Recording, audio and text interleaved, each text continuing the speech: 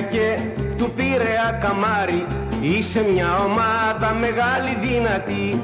1002 φορές το κύπελο έχεις πάρει και τώρα θα σε δούμε ξανά πρωταθλητή. Χιλιάδες οπαδοί σου σε θαυμάζουμε, για σένα μες στα γήπεδα φωνάζουμε. Ακόμα και Ευρωπαίους θα νικήσουμε, βρε φέρτε έναν Άγιαξ να τον σκίσουμε. Να ζήσουν όσοι δούλεψαν, τη φόρμα σου να βρεις, τώρα και στο Γουέμπλεϊ να παίξεις πια μπορείς. Ολυμπιακέ, Ολυμπιακέ, Ολυμπιακέ πολύ δυναμικέ. Ολυμπιακέ, ομάδα μας μεγάλη, σαν και σένα ναι δεν είναι καμιά άλλη. Την νίκη φέρε πάλι.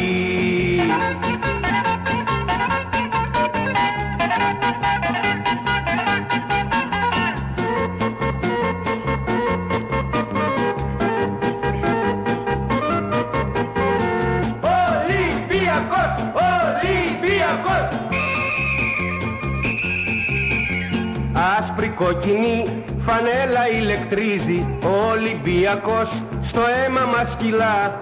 Μες στα γήπεδα σαν σύμφωνα στερίζει, σε λίγο κι η Ευρώπη γι' αυτόν θα μιλά. Σαν γάτος ο γκολκίπερ μες στα δίχτυα μας, στην άμυνα φυλάνε τα σαΐνια μας. Στη σέντρα τα τζιμάνια τους μαρκάρουνε κι αμέσως στην επίθεση σουτάρουνε.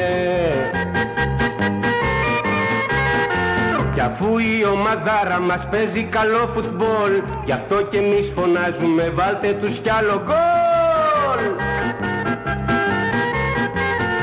Ολυμπιακέ, Ολυμπιακέ, Ολυμπιακέ πολύ δυναμικέ.